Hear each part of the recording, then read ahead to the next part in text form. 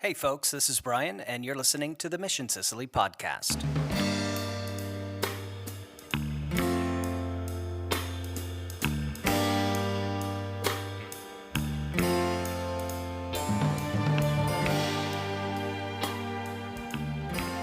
Hey, everybody, it's Brian down here in Sicily, and today in the studio I've got with me a good friend of ours, Stefano, visiting from Torino. Down here in the deep south, visiting on site, on location, Mission Sicily, together with me and Gino. Welcome down south, Stefano. How you doing today, brother? I'm doing great, and so I'm very happy to be on this podcast today and share, the great things that God is doing through our friendship. And I mean, and Yeah. also it's great to visit Sicily. It's like to come to this land. Yeah, you were actually here once upon a time. I was living here when I was a kid, like 3 years. Oh, you were? Yes, I did the primary school, just the first and second class, but we Oh, was here for wow. 3 years. Yeah, in Catania. In Catania. Okay. Yeah, Well, welcome back. yeah, You've been thank here you. down a couple times now, and we've Yeah. enjoyed having you down here. So, on today's episode, what I thought would be fun is to talk a little bit about the evolution of mission and the momentum that we're gaining in mission. So, we're going to have a bit of a story time sharing about how God has put our individual paths onto a shared partner path together, along with Gino, of course. And so to do that, I thought, well, let's start out just about Mission Sicily, Yeah. and then I'd love for you to share because I've been able to witness your journey of faith from kind of a fixed position, still in ministry, but leaving that position, stepping out in faith into full-time missions, a missionary just living by faith and doing things that you felt compelled by God to do, and how that faith has translated into our partnership, and it's fueling now Mission Sicily. And I think we were talking even yesterday, you've added such an incredible missing piece that Gino and I needed down here, and we're grateful for that. So, does that sound good to you? A little bit of story time, and we'll talk about what God's doing together with those things mixed together there. Yeah, it would be fun. It would be great to share. So let's do it. Okay.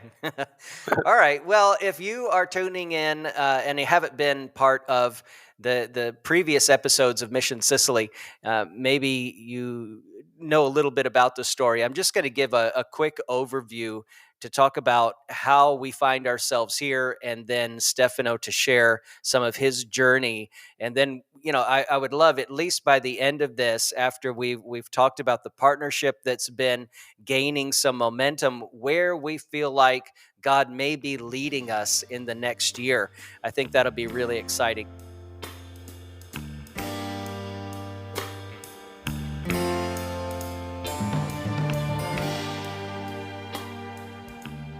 Okay, let's start back 10 years ago now. Actually, Yeah. 10 years ago this month, God, pushed us out of the nest, so to speak. And we came over here to Sicily, moved lock, stock, and barrel.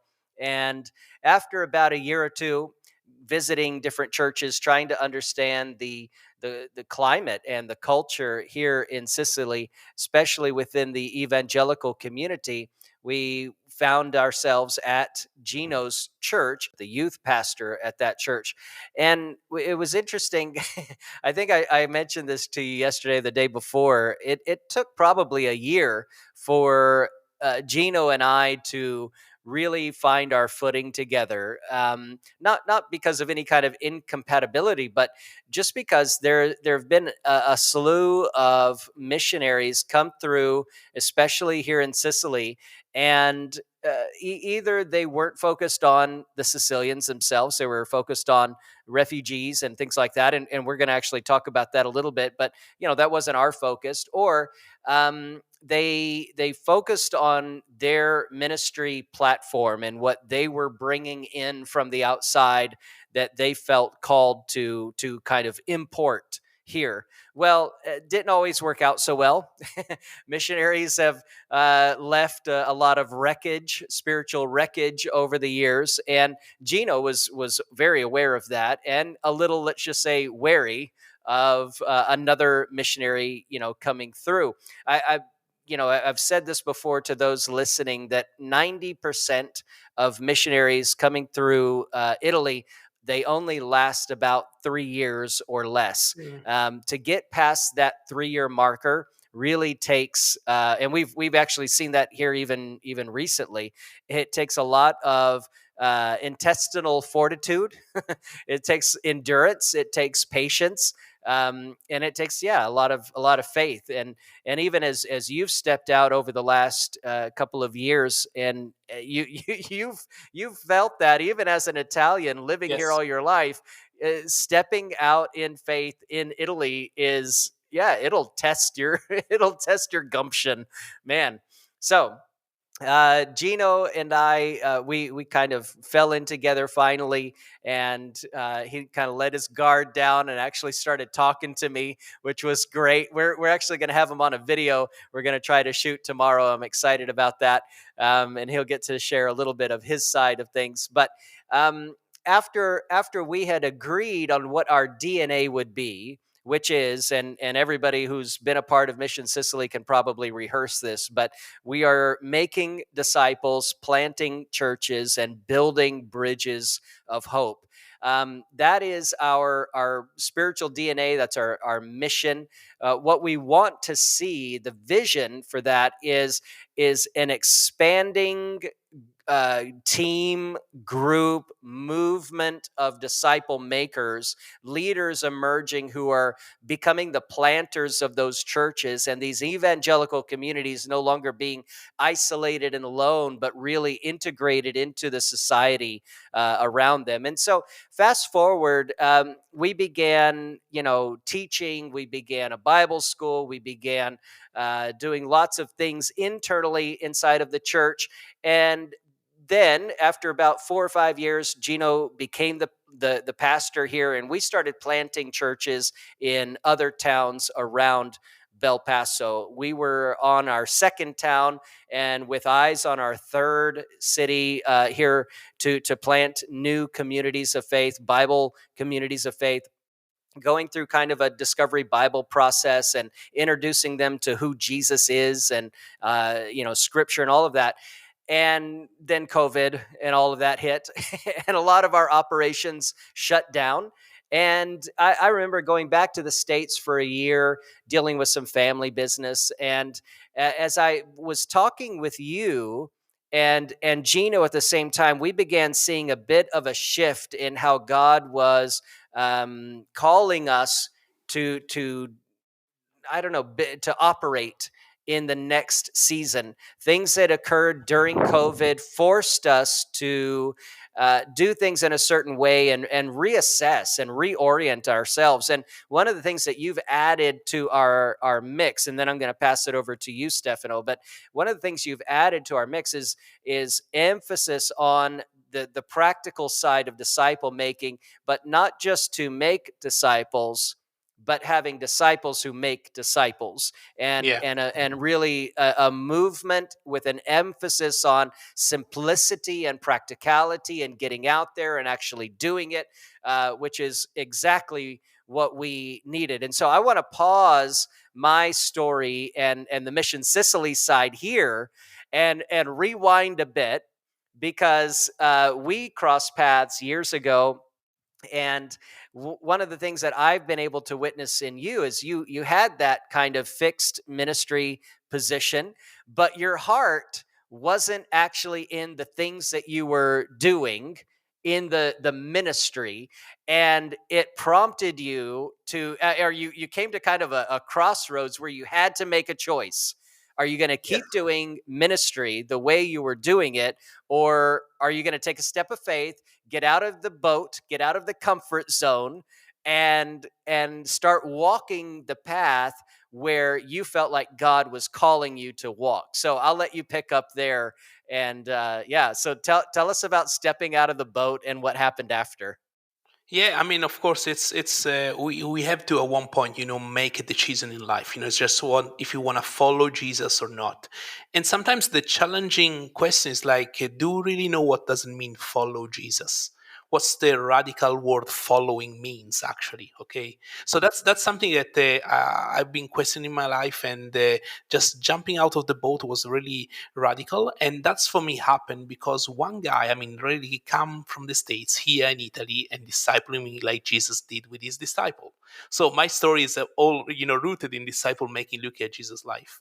And I remember that was a kind of a preparation period that to see in Jesus' life that he grew up, as a child in Israel, and being a family, and learning how to live among his people. And for me, it was a kind of, a preparation period that God was shaping myself, it's like, and how which kind of competence and skills I need, to grow and do the work he prepared for me. And actually, that ministry position as before, God used that to put me in contact with people that was investing in my life. So, the cool things is like the story, a friendship with you, Brian, and Gino was a kind of, life. I mean, relationship is key for disciple making movement. I have a lot of relationship that God put on my journey that helped me to grow and to grow as a leader in the movement, and to understanding, which is my calling in life. So, and then you get to that point that God is clearly telling you. I mean, that's for me happened on Sea of Galilee. You need to go and make disciple. I mean, that's it.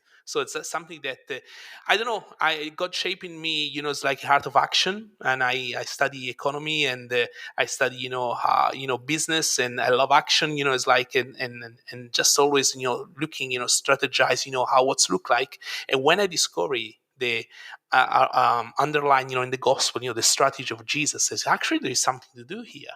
And I love the word I don't know how to say in English. Practicology. How you say that?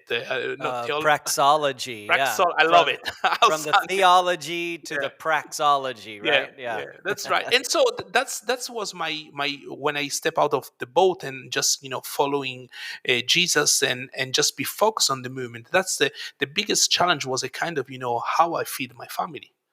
It's like we proclaim that God provide, but what is in my heart? That was the Right. challenge. It's like that's the biggest challenge.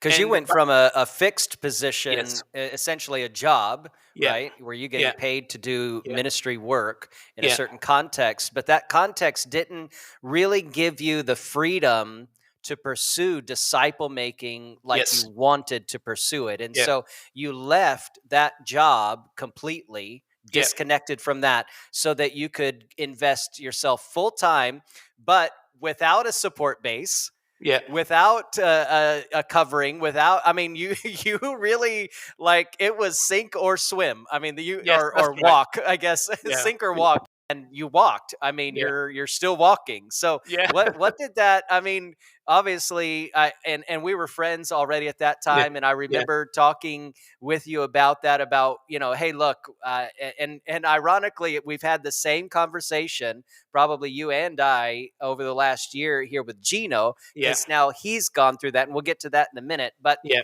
the idea, I think at that time, that we were encouraging each other in is, whether you've got a full-time job with a fixed income, and it's paying the bills, and you've got a salary coming in or whatever, or you've got absolutely nothing, zero stability, zero that you can count on, 100% risk. In either case, you've still got to walk by faith. Yes, yeah, It's still a walk by faith, whatever God has called you to do. And that faith is going to be rooted in obedience. yes, And so you absolutely. got out of the boat responding to the call. Lord, if that be you, call me out on the water. And you did. Okay. Yeah, So let's pick up. yeah. I How did can that tell you go? that I can tell you this walking on this water, I get wet a lot of time. So I was thinking a lot of time. So There's a lot of wind and a lot of water. yeah, Yeah. yeah, it's a lot of time. But the thing is like, sometimes people says I live by faith. It's like really we need to make a clear difference between live by faith and live by hope, because we live by faith when God clearly speak to you and says you need to do it, you need to go, and that's living by faith. You trust His word, you trust that, and that happened to me in Luke 5. In Luke 5, I'm just struggling, it's like what I need to do. And Luke 5, when Peter ran to Jesus, and Jesus look at him and says, don't be worried. I mean, just go and fish for men. And that moment, that morning, I still remember in my heart that God, Jesus telling me, "You need to go, Stefano. I will provide for you." And Wow. he did.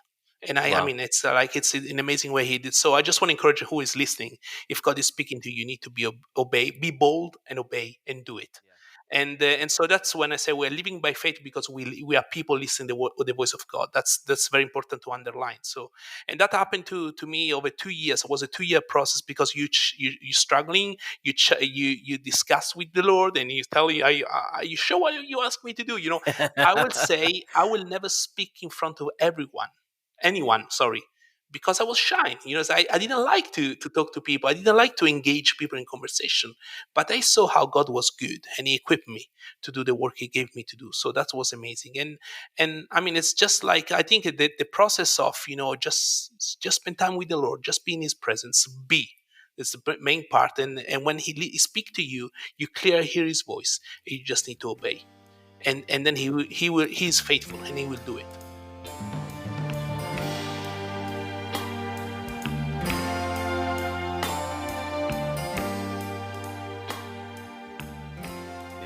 Yeah. There's a really radical simplicity there of being in his presence, listening to his voice, and obeying what he tells you to do.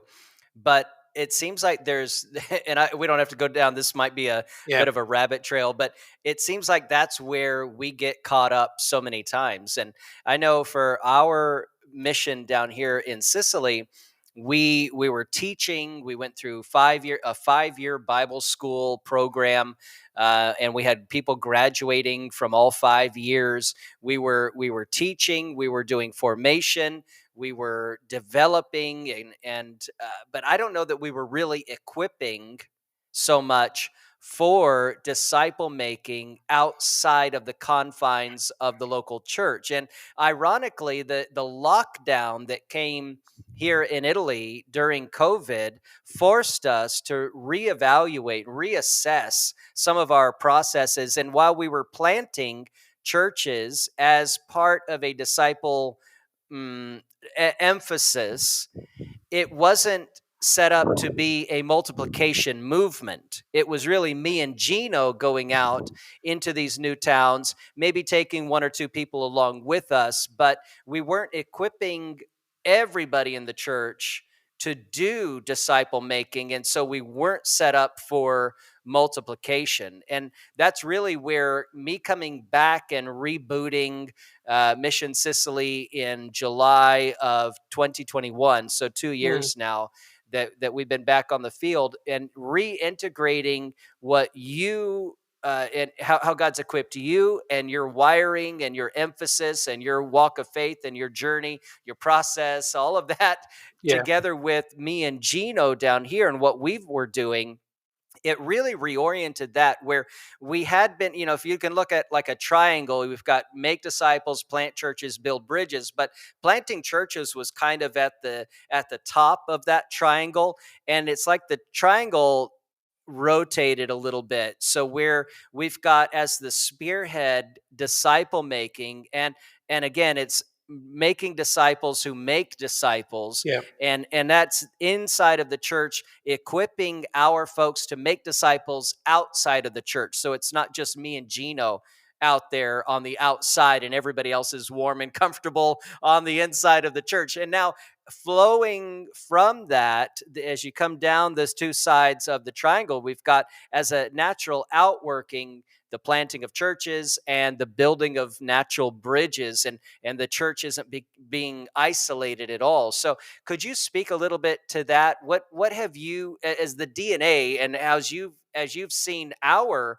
growth and transformation as a local church here in Sicily, what have you noticed, or what does that look yeah. like to you, that change in our emphasis? Yeah, yeah. I mean, the first things I want to say, Brian, is like I think together you were working really to make it simple, that everyone can do it. So just like if we want to see multiplication, there is something that is you can repeat, often. Something simple that everyone can apply, and that's come really from a very simple leadership style, that is a directive style. That when people are new in doing something, they don't know what to do. So we need to make them simple how to make disciple, and all the stuff that we are using in the church and in Mission Sicily, it's coming from really to the life of Jesus. So that basically that's the main point. I think I that the cool thing is like that, bringing to the table, for myself, be very practical. I mean, my gospel is very practical, and I ask questions, to challenge people to think through things, because we have always a spiritual answer in the church. But then I ask you, okay, how you put in practice this stuff? So how it Yeah. works? So that's Yeah. the main point. And young people, especially if you talk to young people, they don't need theory. They need practice it. So they need to know, what does it mean, the gospel in my daily life. So I don't know how much you want to go in detail on the practice of it. Use like, but basically it's like, the simple answer is like, what Jesus did, we are doing the same. So we try to do the same. We just want to copy and paste Jesus' life, and then we talk about, we use a tool that is a for-child disciple. That basically, where are you in your journey with Jesus? Where Jesus is challenging you right now. So if you are far from Jesus, you are sitting in chair one, you are lost. So it's something like, we need, and then we ask the people in the church, what you do with the lost people, and just like sharing the gospel, they need to receive Jesus. And so how we go in the practical things, how we do it, when we do it, what's the main things that we need to do, pray for them, pray for the lost, it's like, and actually do it.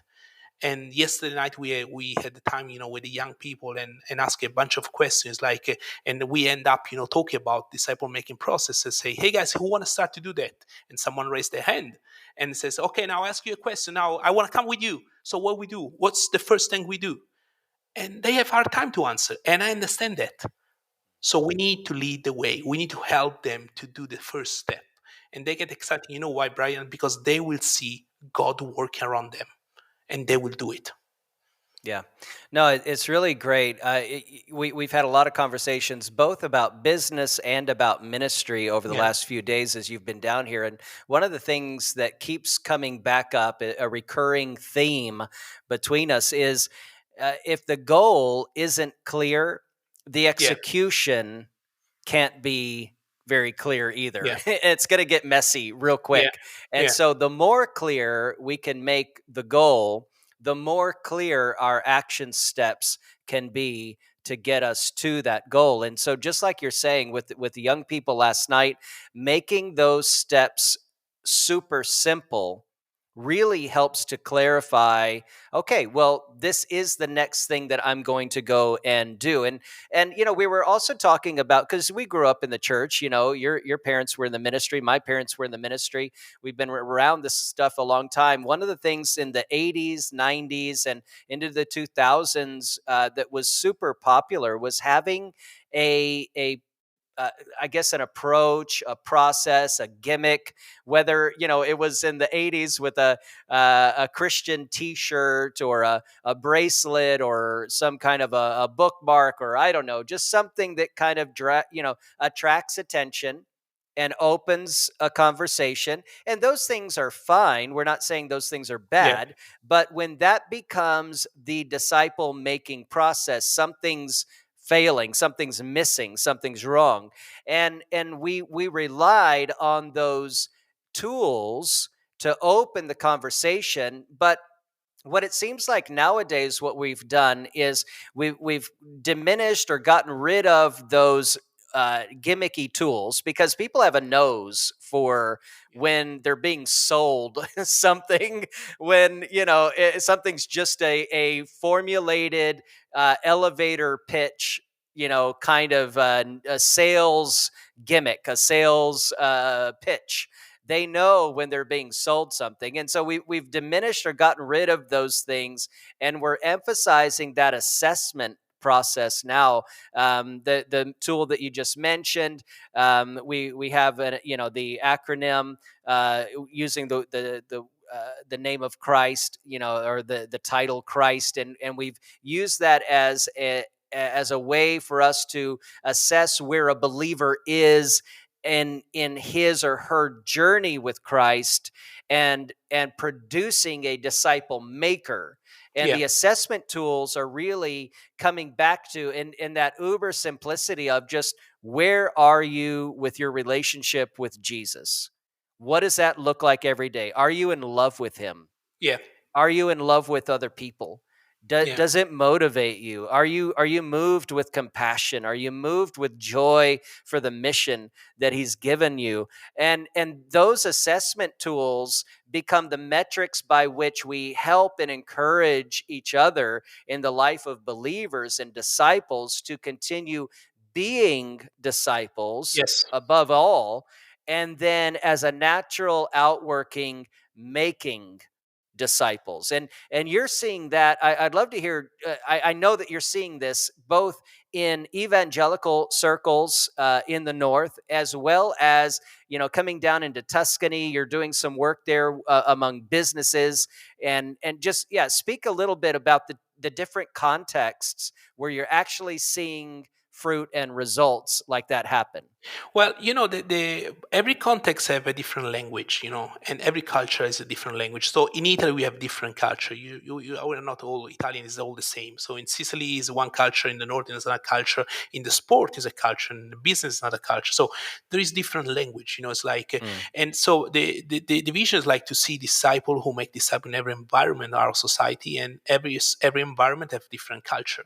So the unique things is the same strategy that we see in Jesus' life. If you look at John 1. So, and in John 1:26 is written that Jesus was among the people. So the first thing is like, even if you do in the church setting, you like even the church, the church needs to have a vision. Like Viva Vangelo, the church has a vision to reach all Belpasso. It's like, so you need to be among the people. So the question is like, okay, how we are connected with these people. Like for me, doing the disciple making the business world, the question is like how I connect with them, how I incarnate with them, just the incarnational mission. So Jesus did that. Jesus was among them. It's like, and then the next day in John 1 is written like that John the Baptist was pointing to Jesus and here the Lamb of God.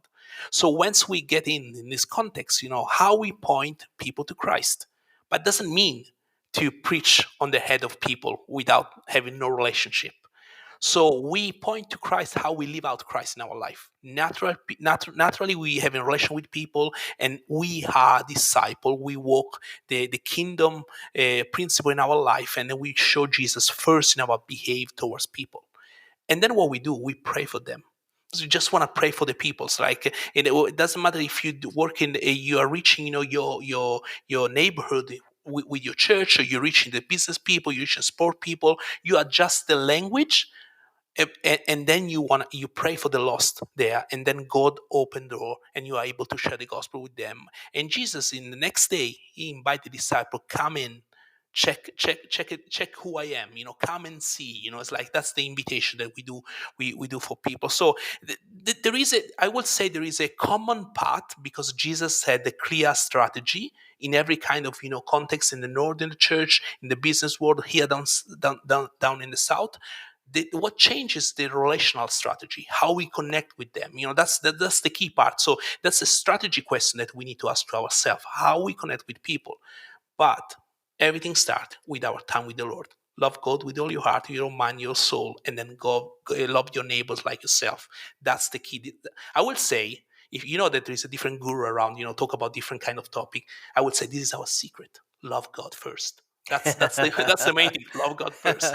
You know what? Secret ingredient. It's Yes, great. but it's not secret. Everyone knows that. But sometimes we miss the point that Jesus needs to be our love, the number one of our life, and all the other things will happen. Yeah, no, it's great. We were talking too just about the evolution of a church. We were, talking about the trips that we took here over the last few months. Gino had gone to Israel with his wife Deborah, and actually, you were supposed to go to Turkey, Yeah. and you couldn't go. And then you passed that invitation to me, which thank you again. it was life changing. And so I got to go to Turkey, where we visited the seven cities, the seven churches where John had written in the book of Revelation. And of course, those cities, if you were to go back in time and rewind a little bit from that writing of those letters to the seven churches, these were churches largely planted by Paul, Apollos, Timothy, Silas, Barnabas, the team that was sent out from Antioch. And so in that planting of very famous churches like Ephesus, just thinking about Ephesus in particular brings so many things to mind, which we'll get to in a second. But in that planting of the church, then we fast forward years and years go by, and we see that Paul's writing to them, and then years and years and years go by, and John, in the book of Revelation, is writing to them. But we're seeing this evolution of the church, and it's interesting what Jesus comes back around and says through John to Ephesus is, go back to where you started, go back to your first love. Yeah. And that's exactly what you're saying. If we've lost that, if we get trapped in the gimmicks and the methodology and the well, I'm going to take them down this path, scripture, and I've got to give them these 5 colors and tell them what each, if it's all just methodology, we've lost the love of Jesus for us that then motivates us out in compassion. And I think that's one of the things that we've noticed, Gino and I have noticed in our people here.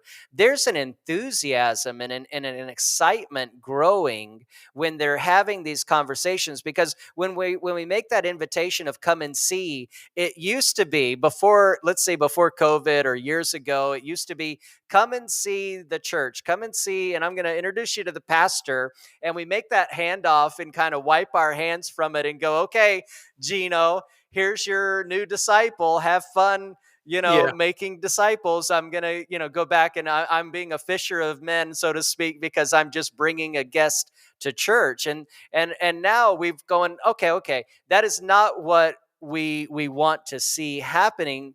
We want you to be out there meeting with them, and the come and see is to come and see Jesus. And so let's sit down and have a coffee. Let's find a rhythm and a way to converse and have those conversations, and let's go deep. Let's see what you're searching for. Let's talk about how he is searching for you. Let's connect you to Jesus and give you that same love and the same passion that I have found in my life, because he loved me first, and now I'm loving him by loving others. And so they're coming into the faith and Yeah. personal relationship with Christ before even coming to the church sometimes. In fact, just even tomorrow, Sunday, we're going to have some baptisms in the church. And these are folks largely who did not grow up in the church. They are not from our fold, so to speak. These are the result, the first fruits of a generation coming up now in our church who are out there making disciples in the marketplace and in the community and in the Nice. society, in the coffee shops and in in their homes and in their neighborhoods. They're out there making disciples, and they're bringing these to the church, going, okay, they're ready to embrace fully and to publicly acknowledge their, and this isn't the result of Pastor Gino's great discipleship or great sermons on Sunday. This is the result of people out there making disciples. This is what we Yeah. want to see, right? I mean, this is what Yes. all of this effort has been about.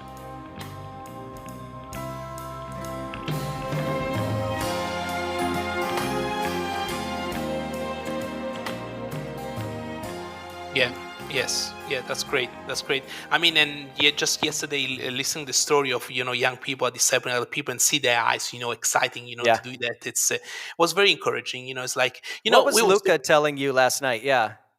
Yeah, I mean that's he was just like starting to disciple another young guy that and he's it's we ask him how things are going, and so the guy is exciting. I mean just to see that actually we can be and do disciple. It's like how Jesus did it, so we can connect with him. It's like, and then the other leader Ruben, he says like it's incredible to see the humanity of Jesus help us to understand him deeper. What does mean follow Jesus?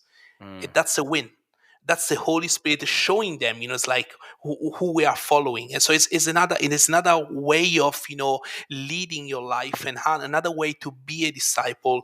I mean, it's not a new way, it's the only Mm. way, but for us it's only new, right? It's So, the way that he yeah. showed us, that he Yes. demonstrated, that Yeah. he Yeah. modeled, and Yeah. I like that. I mean, that's a big part of what you've brought here, and that, the modeling that I saw out in Turkey on that trip. Because it's part of the same group that you've been a part of and that has been discipling you, is the model of Jesus, and there's an emphasis. I won't say an undue emphasis. There's a balance there, but there's an emphasis on the humanity of Christ, Yeah. because sometimes we think, oh, well, he was the Son of God, so he can do that, but I can only do this much or this part. But when we emphasize, look, he was fully human and fully divine, we can do the fully human part. And we can Yes. follow in his footsteps, and that's actually what he asked us to do. That's Yeah. what he said to do. And so, part of the metrics then, because we're talking about methodologies, the methodologies of how we're approaching or starting a conversation, and that elevator pitch and that sales thing has kind of gone away. But what we're emphasizing now is that the metrics and the methodology and the praxology, again, the model that Jesus gave us. And we're looking at, okay, well, in the ministry life of Jesus, we saw him in this phase emphasizing this with the disciples, and then in this phase he began cultivating this in them. And then he was sending them out by themselves. And then he was, and we're using that modeling to then go, okay, well, then how do we then participate Yeah. in that same process and the same modeling? Is there a different, better Uh, way? No, no, it's exactly what you says. I mean, we should say all the time why you do what you do, and we reply because Jesus did it. That's it. Uh, We don't need to reinvent the wheel. I mean, I always says like there is nothing new to do. Just only one yeah. thing: just follow Jesus. It's Yeah. so simple. I mean, and sometimes if Colossian is written like that, the treasures of knowledge and wisdom is hidden in Christ. Paul says that. That means that we need to invest our time with Jesus. We need to spend time with him. I mean, that's the key part of everything. When people ask me questions about how to make disciple, I point them to the only guy can give them the answer, Jesus.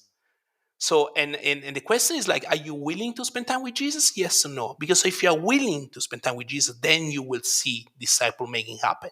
If you're not willing to spend time with Jesus, let's talk about something else, Yeah. because it's all rooted there in our loving relation with the Father. That's it. And Jesus showed us every morning was waking up to to seeking the presence of the Father, seeking this loving relation with the Father, to understanding which is the next step, and just be loved by Him. That's the main things. That's the only things the disciple clearly in the gospel ask Jesus, teach us to pray. Yeah. They see the secret that everything he was doing in their perfect, loving relationship with the Father. Yeah. And it's almost like we're asking ourselves daily, am I being a disciple of Jesus? And we're asking ourselves that before we're asking, am I doing the things a disciple would do? Am Yeah, I making other yeah, disciples? We're asking that first in proper order. We even talked about it today, having the horse that draws the cart. It pulls the cart. It's the power for the cart, yeah, not the other way around. And so we're looking at that going, okay, what is my private life? What is my disciple life with Jesus like? Am I in love with him? Am I feeling his love for me? Am I expressing then that natural reaction? The outworking of that is that love for other people. And I love that you've brought that emphasis, and you're helping us with those metrics of assessing what that daily life is like. And this is something that Gino now is kind of living and breathing, because you've had that out of the boat experience years ago, and now both of us are able to kind of come along somebody like Gino, yeah, who left officially, as of the beginning of this year, his full-time job and stepped out of the boat. And you think, well, he was he was already doing a full time as a pastor, yeah, but he had to support his family, and the church doesn't give anything here to the pastor, and so he was working to support his family, but even that, was running into some problems and some trouble, just being able to get paid for work that he was doing. And this is a problem, systemic problem here in Italy. A lot of people experience that, and at a certain point, he kind of came to that same crossroad that you came to, and that I went through myself years ago as well. And we had to make that decision. Am I ready to step out of the boat and just, and maybe not everybody has that kind of crisis moment or crossroads moment, but for certain people, depending on what God's asking you to do at that juncture, at that time in your life, he may be calling you to step out of the boat Yeah. and walk by faith. And so Gino has done that. And I tell you, we had that same conversation of, look, whether you've got the full-time paid job or you've got absolutely no job, but you're being obedient, you've got to walk by faith. Because, there's a challenge if you've got a stable income that you rely on the stability of that income as your rock. I mean, that's where your faith is. That's Yes. the temptation. Yeah. And at the other side, it can be really scary to step out without that. And so, but either case, you've got to walk by faith and be fully obedient. And so now we're on a journey, walking alongside Gino, going through that same thing. He's in month number 5 or 6 now of walking that out. But as he's doing that, he's seeing so many new kinds of gospel conversations that are opening up, and ways that he's able to equip other leaders in the church now to equip their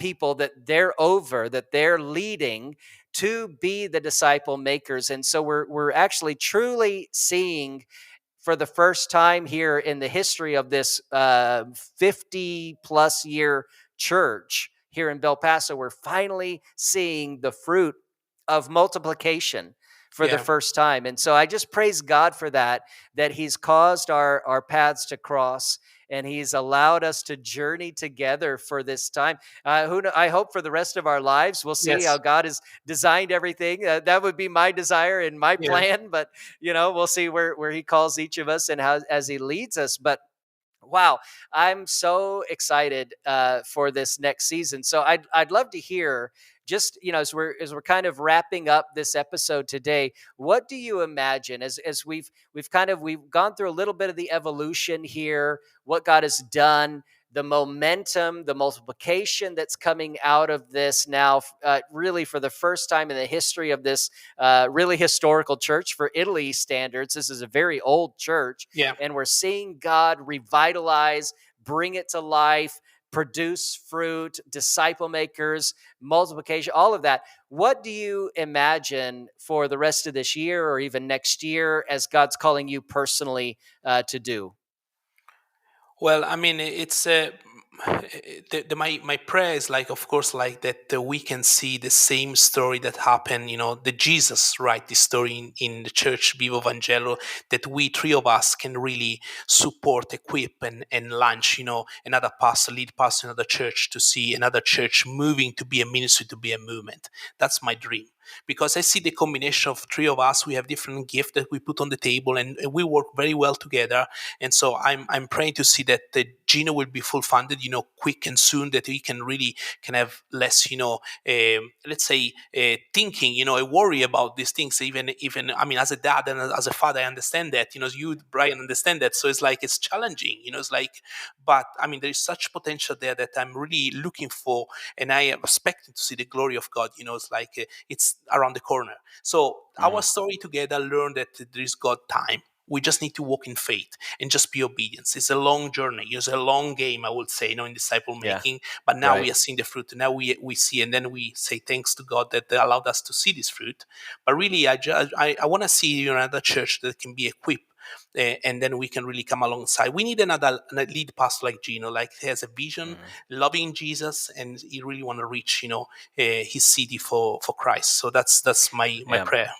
That's awesome. And tell us a little bit about GM. So you've got a ministry, and Gino and I actually came up just a few weeks ago to Turin, and we were with you and a group of others that are part of an emerging movement, let's say, of disciple makers Yeah, making other disciple makers. yeah. What is that group, that ministry about, and what are you seeing now in other towns like Mantova and others, and they're in Turin as well? Yeah, yeah. I mean, I can say right now that we are see finally multiplication, because I mean it's been like 5 years, 6 years working that. So GM, that's mean Great Commission in Italian. It's an alliance of movement, a leader of the movement. So it's like it's people are called, to see disciple who make disciple in a specific field, mission field, are called by God. So now actually we are working, from in a church setting with. I mean, without this team, me, you, and Gino, there is another couple that they have another team that work in the church setting, and I personally doing movement in the business world, and there is another leader that it's working among young people. And so the idea is like it's pursuing the vision of disciple, make disciple in every environment of society. So GEM is really literally a movement of movements, and during this kind of alliance, we are seeking to support, equip, train, and encouraging and pray for leaders, and just to be together in this movement. So, Okay. and the idea is like we wanna own, this movement together and just be part of the same global movement of Jesus. So that's what we are thinking, and we are pursuing in GM. I love it. I love it.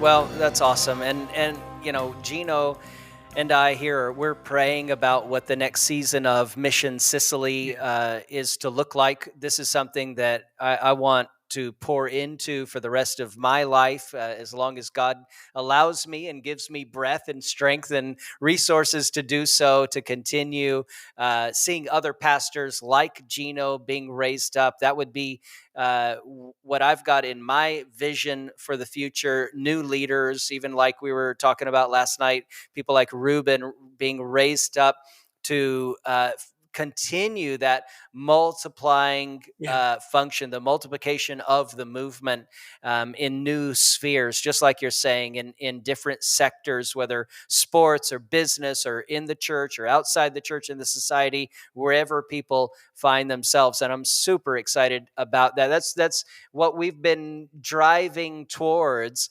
for a decade now here in Bel Paso, and we're finally seeing some of the fruit. And I love that you're a part of that, brother. I love your DNA, your heart for Jesus, and in love with Jesus, and how that's being shared here in this community. God's taking something from the extreme north of Italy, putting it together with something in the extreme south of Italy, yeah, and he's allowing those things to kind of grow and emerge. And who knows, we've been talking for a while about something like Mission Italy coming out of this. I don't know exactly, but those things are coming, and we're trying to be sensitive to the timing of that. And one of the ways that a lot of missionaries get into trouble is they jump too soon into something because there's emotion or finally yeah, some movement, and it takes so long to get there, but they don't see it through to fruition and a stability phase where it can grow on its own. And I don't want to do something premature. yeah, But as we're inviting people to pray into the movement, definitely pray for Gino, for the support raising. Hopefully we'll be coming back to the States either later this year in November or early next year in February. We're waiting on some family things. He's got elderly parents who are in ill health, and we're just looking at the situation to be wise with that. But and then there's your support raising that's still happening. And so I want to help people understand, if you're sowing into Mission Sicily, you are having an impact in the life of, in the ministry of Stefano and Grande Mandato in the north. You're having an impact in the life and ministry of Gino and Vivo Vangelo here in the south. Mission Sicily is having an impact on the building of the facilities here in the church. But if you would like to participate personally beyond what you're doing already with Mission Sicily, there is a way that people can connect. And so on our website, missionsicily.com, there is now a page for Gino where people can actually see pictures and get a bio and understand a little bit more about him. And there's a way for people to participate financially directly with him. And coming soon, there will be a page for Stefano as well, and people can connect and interact directly with you.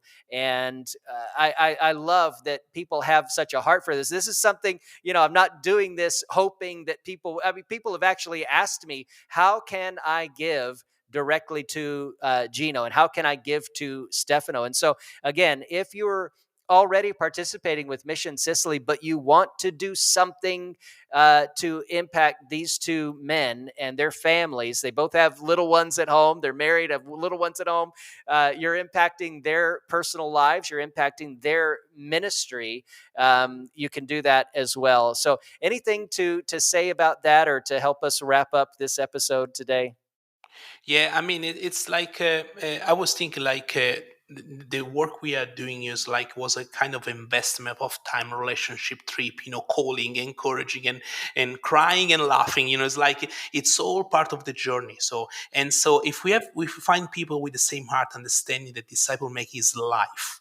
So it's not a job; it's our life. It's what we are doing. So if you really want to have part of that impacting life that lasts long, I mean, if you want to invest in the eternity, I mean, I really want to encourage you to be part of what God is doing here in Italy through Mission Sicily, through Brian, Gino, and myself. That really can last long. But you need to be ready to see the glory of God. I'm sure about that. So we can you know why I'm saying that, Brian? Not because we are good, not because we are great leaders, just because we're really seeking Jesus and do what Jesus did. That's why I confident say that.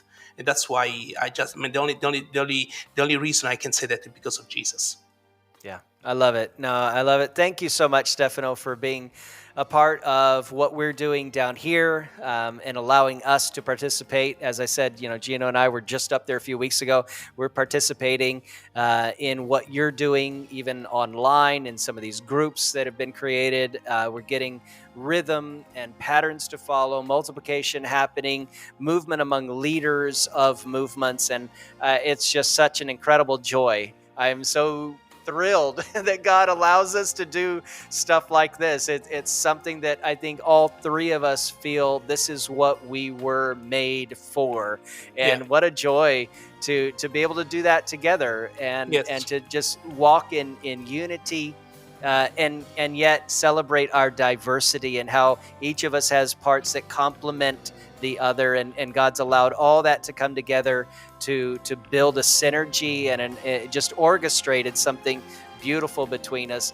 I'm so glad to be able to call both of you my brothers in faith and in life and in this journey. So thank you for participating in all of that. And man, can't wait to have you on the show again in the future. And hopefully I'll be back up to Turin soon as well, and we'll get to do another one of these podcast episodes. In the meantime, go to missionsicily.com. Check us out online anytime. And again, you can find a page for Gino and for Stefano if you want to learn more about them. All right. God bless you, brother. I will talk to you soon. And thanks, everybody, for listening. And we will talk to you again soon as well. Bye-bye. Bye. Ciao, ciao.